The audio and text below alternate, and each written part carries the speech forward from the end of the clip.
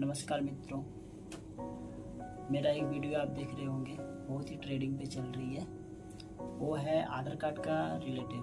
तो आधार कार्ड का रिलेटिव ये है कि आधार कार्ड डाउनलोड करने के बाद पीडीएफ कैसे खोलें, उसका पासवर्ड मांगता है।